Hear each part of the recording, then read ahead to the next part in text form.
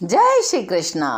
मैं संध्या शर्मा श्री चैतन्य महाप्रभु की इस सुंदर कथा में आप सभी हरि भक्तों का स्वागत करती हूँ।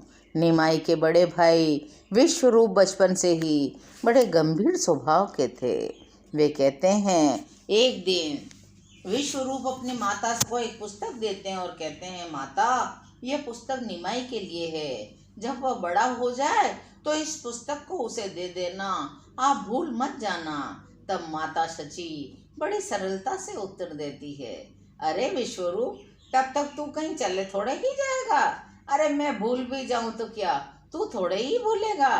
तू इसे अपने हाथ से ही उसे दे देना। और सुन, तू उसे पढ़ाना भी। तू तो बड़ा पंडित बन गया है, निमाई अब तुझसे ही पढ़ा करेगा। विश्वरूप अपने मानसिक भावों को छिपा लेते हैं और कहते हैं, हाँ हाँ ठीक है माँ, मैं रहा तो दे ही दूंगा, लेकिन आप भी इस बात को याद रखना, यह पुस्तक मैं निमाई के लिए आपको देता हूँ।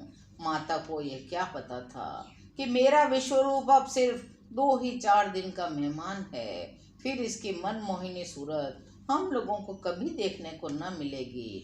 सर्दियों का समय था, बड़ी कड़ाके की सर्दी पड़ रही थी। सभी प्राणी बड़े ही गुड़मुड़ी होकर के रात्रि में सो रहे थे। एक और माता सो रही है, उसके पास निमाई आंख बंद किए हुए शयन कर रहे हैं। मिश्र जी दूसरी रजाई ओढ़े खाट पर सो रहे हैं। विश्वरूप एक बार अपने पिता की ओर देखते हैं। पिता वृद्ध हो चुके हैं, मुंह पर झुर्रियां पड़ गई है। गृहस्थी की चिंता करते करते उनका स्वभाव ही चिंतामय बन गया है। निर्धन वृद्ध के चेहरे की ओर देखकर विश्वरूप एक बार तो अपने निश्चय से विचलित भी होते हैं। फिर सोचते हैं, पिता वृद्ध हैं, आजीविका का कोई साधन नहीं है। निमाई तो अभी निरा बालक है, घर का काम कैसे चलेगा। लेकिन कुछ ही देर बाद फिर सचेत होकर सोचते हैं, अरे ये मैं क्या सोचने लगा। जिस प्रभु ने इस चराचर विश्व की रचना की है, जो सभी के भरण पोषण का प्रबंध पहले ही कर देता है, मैं उसे अपने आप को कर्ता मानकर क्यों भगवान को नहीं समझ रहा। वे ही तो सबको चलाते हैं। मुझे अपने सत संकल्प से विचलित नहीं होना चाहिए। माता को प्रणाम करते हैं मन में, छोटे भाई को प्रेम पूर्वक देखते हैं और धीरे से घर से निकल जाते हैं। उनके जो मित्र था, जो उनका भाई था लोकनाथ, वे उन्हें गंगा तट पर तैयार मिलते हैं। दोनों एक दूसरे को देखकर अत्यंत प्रसन्न होते हैं। शीघ्र ही प्रातःकाल होने वाला होता है। नाव का मिलना अभी कठिन है और गंगा पार जाए बिना कुशल नहीं है। दोनों ही युवक निर्भीक हैं, जीवन का उन्हें कोई मोह नहीं था। दोनों भगवान का नाम लेकर के माता गंगा के अंदर कूद पड़ते हैं और गंगा के किनारे रहने वाले वैसे भी बच्चे खूब तैरना जानते हैं। युवक थे, तैरने में प्रवीण थे, इसलिए निर्विघ्न गंगा पार हो गए। जाड़े का समय था, सारे वस्त्र भीग गए थे। विश्वरूप निर्द्वंद हो चुके थे, वे तो गीले वस्त्रों से ही आगे बढ़ते चले गए। इसके बाद में विश्वरूप जी का कोई निश्चित वृत्तांत नहीं मिलता। बाद में यही पता चला, किसी अरण्य नामक सन्यासी से इन्होंने सन्यास ग्रहण कर लिया और सन्यास के बाद इनका नाम शंकरारण्य हो गया था। इनके सन्यासी हो जाने पर लोकनाथ ने इन्हीं से सन्यास लिया।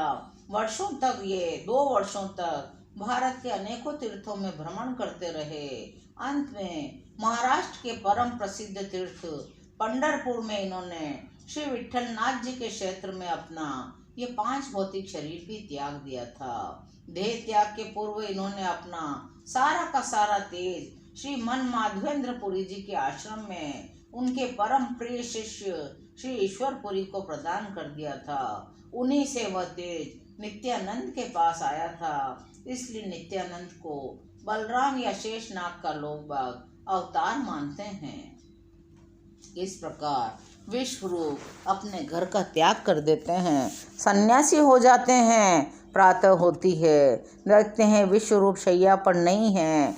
कई दिनों से मिश्र जी समझ ही रहे थे कि विश्वरूप का चित्त अब इस घर से उठ गया है उन्हें वैराग्य लेने की बड़ी इच्छा है, लेकिन फिर भी देखते हैं जल पात्र और धोती तो त्यों की त्यों रखी है। शची देवी से पूछती हैं, फिर सोचते हैं कि क्या पता अपने नाना के यहाँ चले गए हों। नीलांबर चक्रवर्ती का घर पास ही में था। मिश्र जी जल्दी से चक्रवर्ती महाशय के जाते हैं, देखते हैं लोकनाथ भी वहाँ नहीं है। शची देवी दौड़ी दौड़ी अद्वैताचार्य जी के यहाँ जाती है, क्योंकि विश्वरूप का अधिकतर समय अपने गुरु के आश्रम में ही निकलता था, लेकिन वहाँ भी विश्वरूप का कुछ पता नहीं था। यह बात सर्वत्र फैल जाती है, विश्वरूप घर छोड़कर चले गए हैं। कुछ भक्त कहते हैं घोर कलयुग आ गया है, साधु ब्राह्मणों का मान नहीं, वैष्णवों को सर्वत्र अपमानित होना पड़ता है। अब यह संसार भले आदमियों के रहने के योग्य ही नहीं रहा। हमें भी सर्वस्व छोड़कर विश्वरूप के ही मार्ग का अनुसरण करना चाहिए। तब लोग कुछ कहते, विश्वरूप को हमने इतना निष्ठुर नहीं समझा, उसने अपने छोटे भाई का भी तनिक मोह नहीं किया। मिश्र जी की आंखों से आंसू बहते थे। माता शची देवी तो जैसे मुस्कुराना ही भूल जाती थी। वे सोचती थी, क्या इस पृथ्वी ने मेरे पुत्र को अपने भीतर छुपा लिया है। इस प्रकार माता और पिता दोनों बड़े दुखी थे। शची देवी के करुण क्रंदन सुन करके अड़ोस पड़ोस के लोग भी इकट्ठे हो जाते थे। बेटा इस बूढ़ी को जल्दी ही छोड़कर कहाँ चला गया।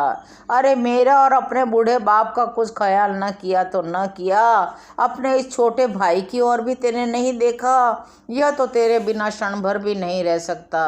अरे विश्वरूप मैं नहीं जानती, तू क्या कभी इतना निर्दयी भी हो सकता है। माता को रोते देखकर निमाई भी जोर जोर से रहने लगते। लोग मिश्र जी से कहते, हम विश्वरूप को ढूंढने जाते हैं। लोगों ने बहुत दिनों तक विश्वरूप को ढूंढा, लेकिन विश्वरूप का कभी भी कोई भी पता नहीं चला। इस प्रकार संसार में गृहस्थी में जहाँ अनेक सुख के और आनंद के अवसर आते हैं, वहाँ दुख के प्रसंग भी आते हैं। आज की कथा यहीं विश्राम लेती है। मेरे साथ एक बार प्रेम से बोलिए, हरि बोल, हरि बोल, हरि हरि बोल।